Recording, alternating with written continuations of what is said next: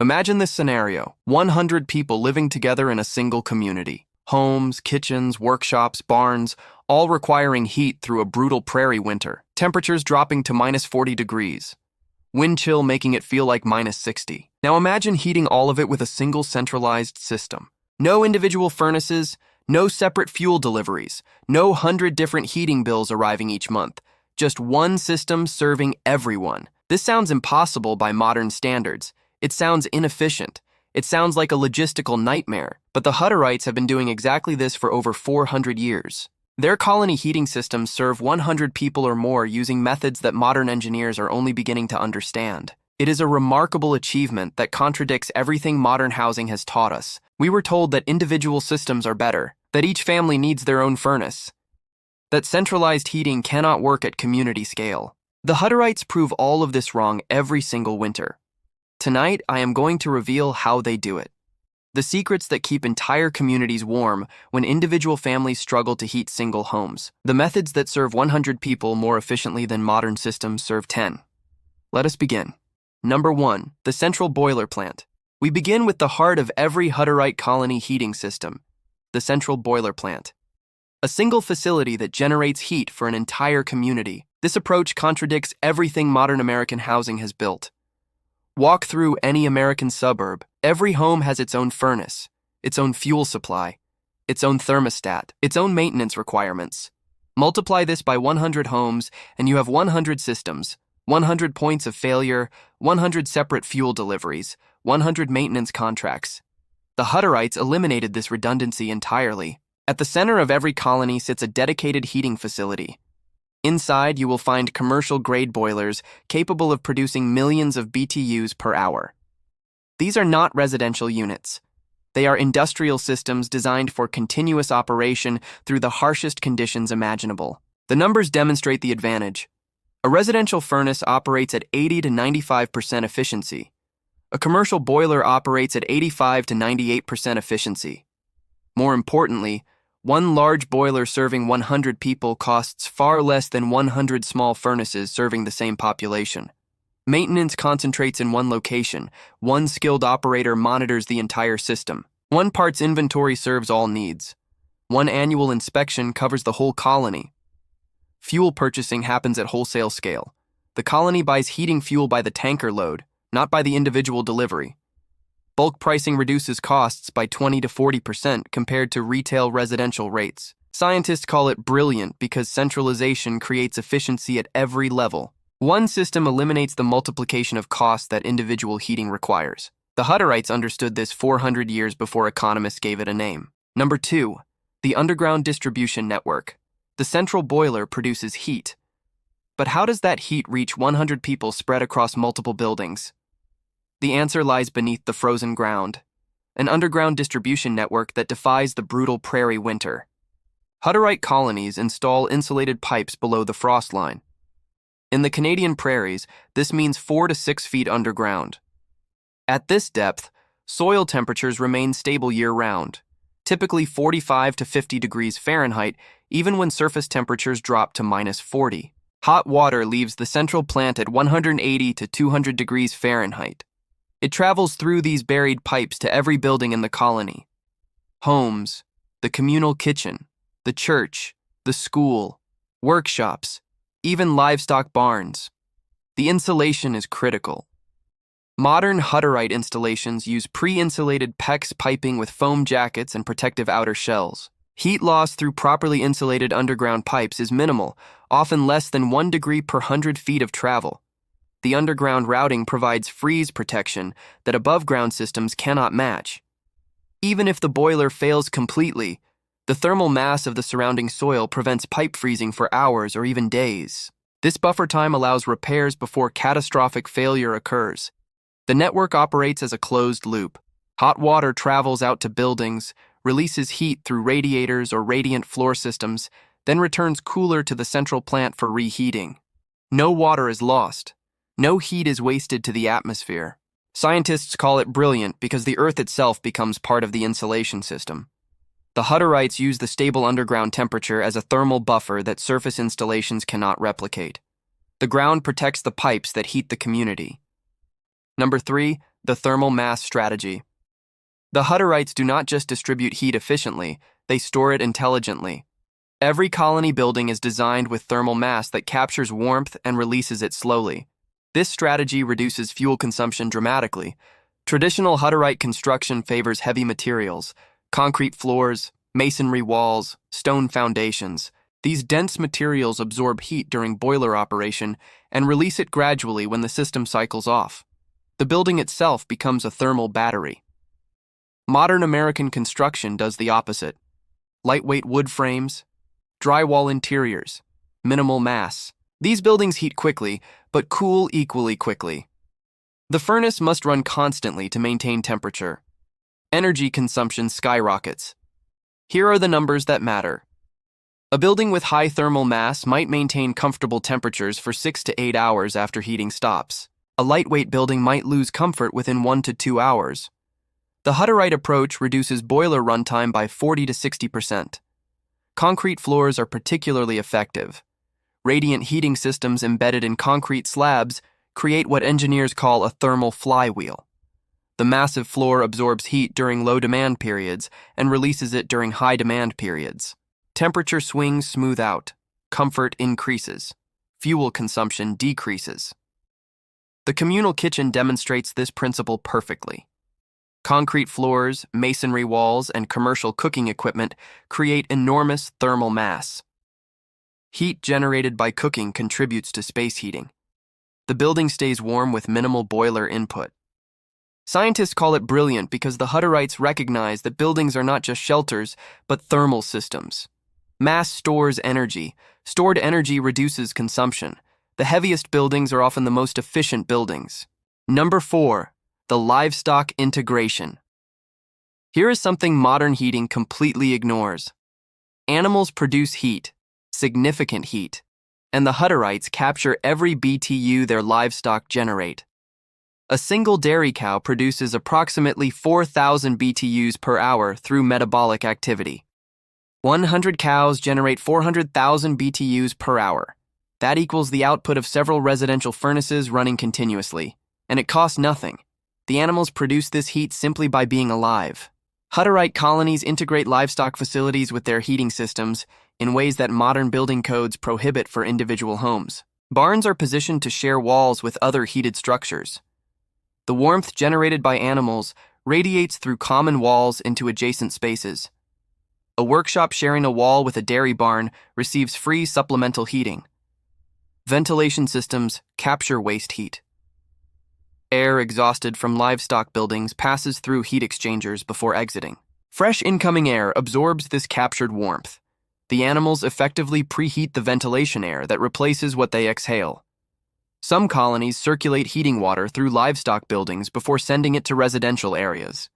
The water absorbs animal-generated heat, arrives at homes already warmed, and reduces boiler demand accordingly. The integration extends to manure management. Composting manure generates substantial heat through bacterial decomposition. Some colonies capture this heat for greenhouse warming or supplemental space heating. Waste becomes resource. Scientists call it brilliant because the Hutterites recognize that every heat source matters. Animal metabolism is not waste to be ventilated away. It is energy to be captured and utilized. 100 cows become 100 free heaters that operate every hour of every day. Number 5. The communal kitchen strategy. Every Hutterite colony has a communal kitchen, one facility where all meals are prepared. 100 people eating together rather than 100 separate families cooking separately. The heating implications are enormous. Consider what happens in a typical American neighborhood of 100 people. Perhaps 30 separate kitchens operate simultaneously, 30 stoves generating heat, 30 ovens warming food, 30 dishwashers running hot water, 30 refrigerators exhausting waste heat. Most of this thermal energy escapes through kitchen ventilation, completely wasted. The Hutterite approach concentrates all this activity in one location. Commercial cooking equipment operates at higher efficiency than residential appliances. One large oven uses less energy per meal than 30 small ovens cooking the same food. One commercial dishwasher processes dishes for 100 people using less hot water than 30 residential units. The heat generated by cooking contributes directly to building heating. The communal kitchen stays warm through cooking activity alone during moderate weather. Only in extreme cold does the central heating system need to supplement. Ventilation heat recovery becomes practical at commercial scale. Heat exchangers capture thermal energy from kitchen exhaust and transfer it to incoming fresh air. Systems that would be too expensive for individual homes become cost-effective when serving 100 people.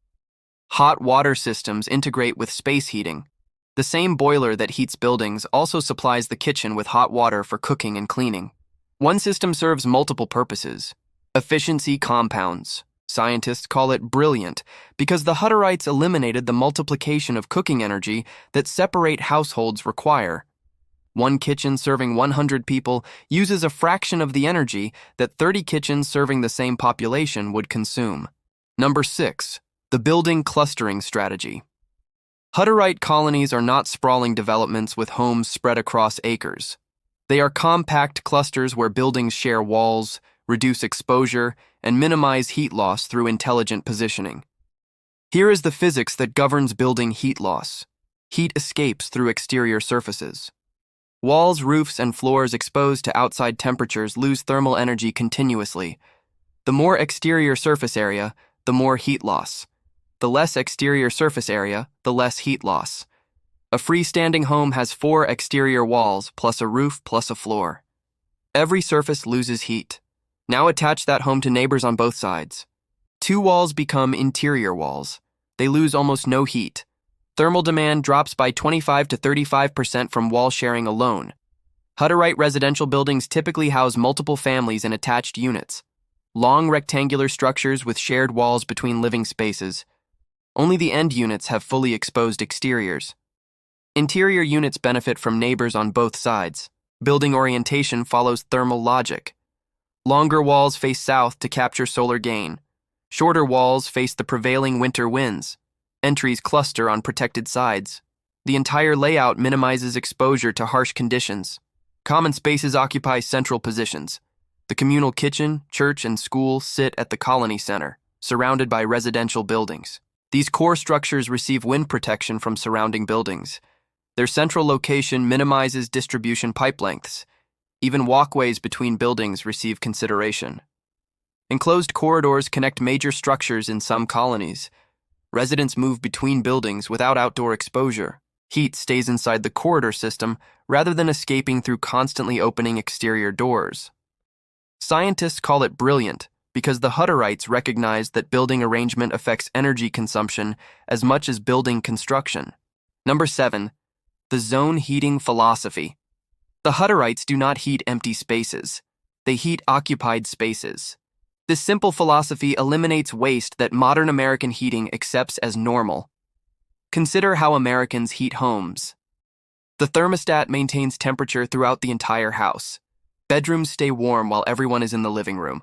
Living rooms stay warm while everyone sleeps. Empty guest rooms receive the same heat as occupied spaces. Heating follows square footage, not human presence. The Hutterite approach differs fundamentally. Colony heating systems divide buildings into zones. Each zone can be heated independently based on occupancy and schedule. The communal kitchen heats intensively during meal preparation, then reduces to maintenance levels. The church heats before services, then reduces afterward. Workshops heat during work hours, then cool overnight. Residential units follow similar patterns. Common areas heat during waking hours.